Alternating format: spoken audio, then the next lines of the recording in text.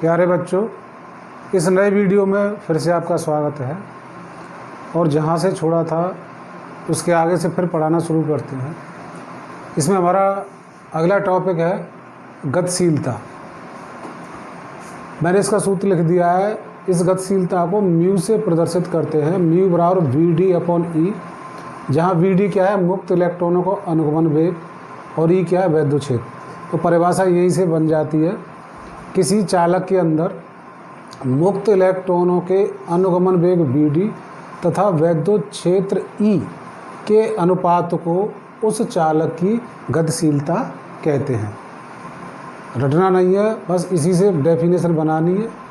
फिर एक बार बता देता हूँ, किसी चालक के अंदर मुक्त इलेक्ट्रॉनों के अनुगमन वेग VD तथा वैद्युत क्षेत्र E के अनुपात को उस चालक की गतिशीलता कहते हैं। ठीक है। अगला टॉपिक है विशिष्ट प्रतिरोध।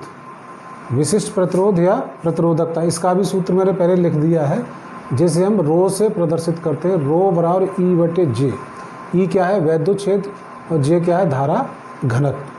तो यहाँ से परिभाषा दे सकते हैं, किसी चालक के अंदर किसी बिंदु पर, किसी चालक के अंदर किसी बिंदु पर वैद्युत क्षेत्र E तथा धारा घनत्व J के अनुपात को उस चालक का उस बिंदु पर विशिष्ट प्रतिरोध कहते हैं। सेम उसी की तरह इन दोनों शब्दों को कहना है, किसी चालक के अंदर किसी बिंदु पर वैद्युत क्षेत्र E तथा धारा घनत्व J के अनुपात को उस बिंदु पर उस चालक का विशिष्ट प्रतिरोध कहते हैं। विशिष्ट प्रतिरोध या प्रतिरोधकता।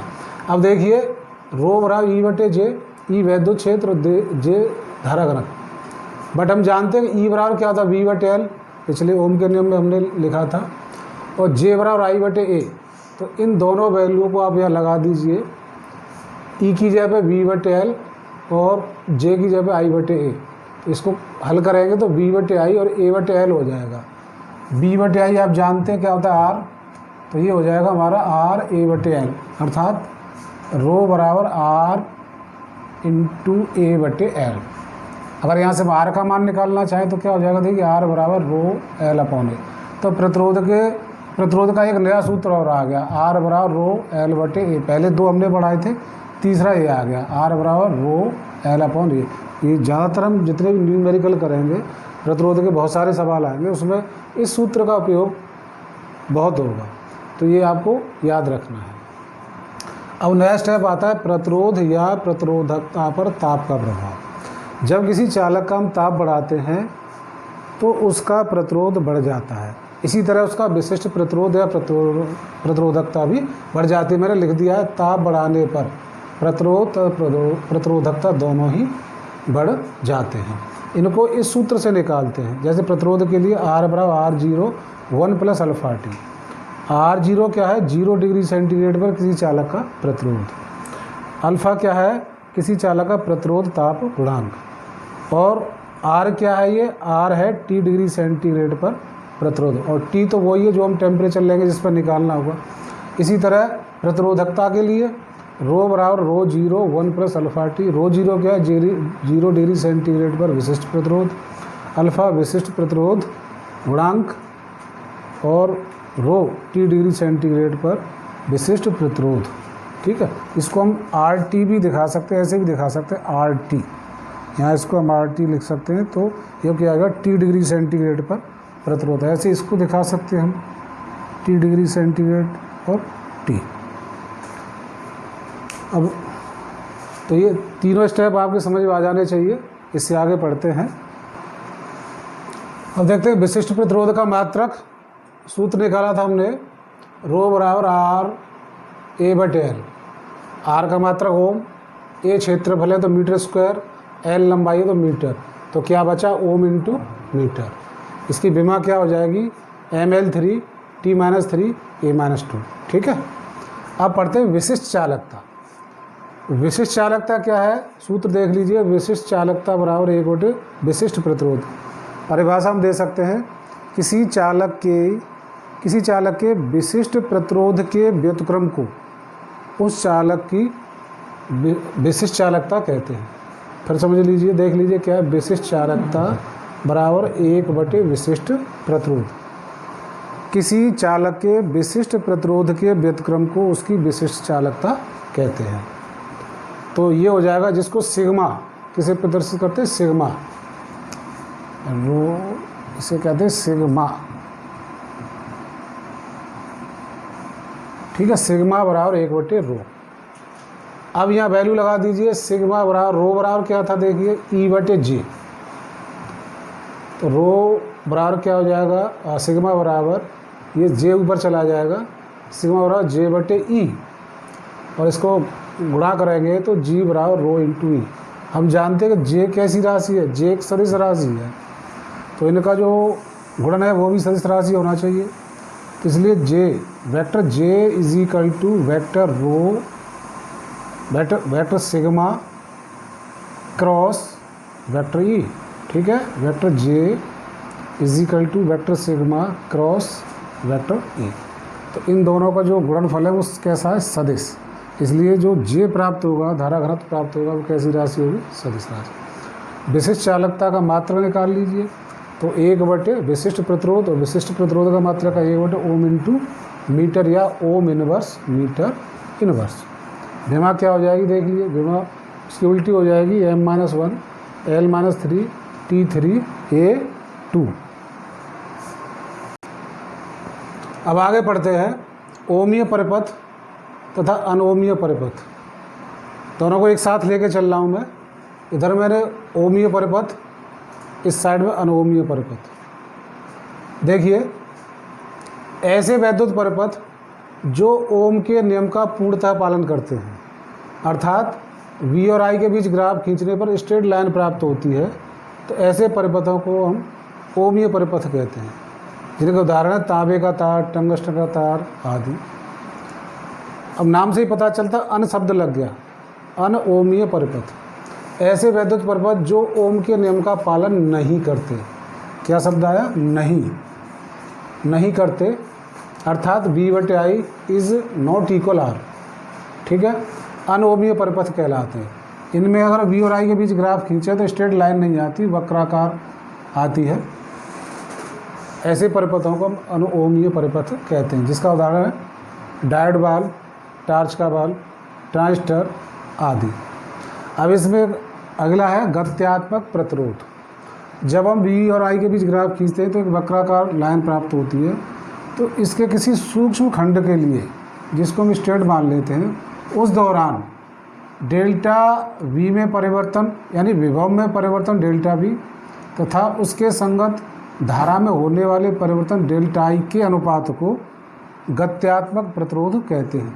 ये हम मान लेते हैं कि ये छोटी सी एक स्ट्रेट लाइन है, जिसके संगत विभव में जो परिवर्तन हो रहा है वो डेल्टा V है, और इसके संगत धारा में जो परिवर्तन हो रहा है वो डेल्टा I है। तो R बराबर delta V upon delta I, इसका गत्यात्मक प्रतिरोध कहते हैं। अतः किसी अनओमीय परिपथ में वैद्युत विभवांतर में होने वाले सूक्ष्म परिवर्तन डेल्टा V तथा इसके संगत वैद्युत धारा में होने वाले सूक्ष्म परिवर्तन डेल्टा I के अनुपात को हम गत्यात्मक प्रतिरोध R कहते हैं। इसका मात्रक क्या हो जाएगा, मात्रक वही होगा ओम, क्यों क्या है, प्रतिरोध है, मात्रक ओम होगा। अब आगे पढ़ते हैं वैद्युत ऊर्जा और ऊष्मा।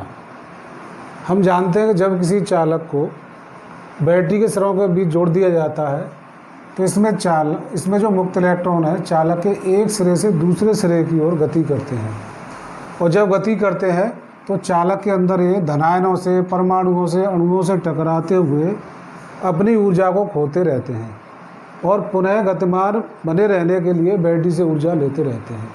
जब अपनी ऊर्जा को अणुओं, परमाणुओं और धनायनों को देते हैं तो उनका ताप बढ़ जाता है, अर्थात चालक का ताप बढ़ जाता है।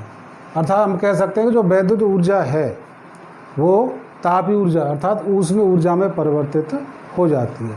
इसी को हमने दिखाया है कि जब कोई एक मुक्त इलेक्ट्रॉन एक सिरे से दूसरे सिरे की ओर चलेगा तो उसको चलने के लिए, क्योंकि वो अपनी एनर्जी बार बार खो रहा है, तो बैटरी से ऊर्जा लेगा, ठीक है, ऊर्जा लेगा तो वही जो बैटरी से ऊर्जा ले रहा है वही ऊर्जा क्या है, इसकी वैद्युत ऊर्जा है। ठीक है। अब जैसे चित्र में देखिए, माना कि किसी चालक का विभवांतर V है, माना किसी चालक के अंदर t समय में Q आवेश प्रवाहित होता हो, t समय में Q आवेश प्रवाहित होता हो, चालक का विभवांतर V हो, तो V बराबर W/Q, ये तो हम जानते ही है, शुरू से पढ़ा है। ठीक है। तो यहाँ से जो W क्या हो जाएगा, W बराबर V इंटू Q और Q बराबर I इंटू T, तो W बराबर VIT। यहाँ से हमने ये जो कार्य है यही इसकी वैद्युत ऊर्जा है। ठीक, समझ में आ गया। W बराबर V into I into T। अब अलग अलग स्टेप, अब V की जगह पर और भी हम इस्तेमाल कर सकते हैं, V बराबर I R लगा दें तो क्या हो जाएगा, W बराबर I² RT। अच्छा, ये तो हमारी वैद्युत ऊर्जा हो गई, जिसका मात्रक क्या है, जूल। अगर इसकी बात करें ऊष्मा निकालने के लिए H बराबर W/4.2, 4.18 होता है, यहाँ 4.2 यूज किया है, 4.2। तो अब ये जो ऊर्जा थी किसमें परिवर्तित हो गई, ऊष्मा में, जिसका मात्रक क्या हुआ, कैलोरी। तो H बराबर W/4.2 कैलोरी या VIT/4.2 कैलोरी। ठीक है। ऊर्जा को जूल में दिखाएंगे, ऊष्मा को कैलोरी में दिखाएंगे, ये ध्यान रखना आपको।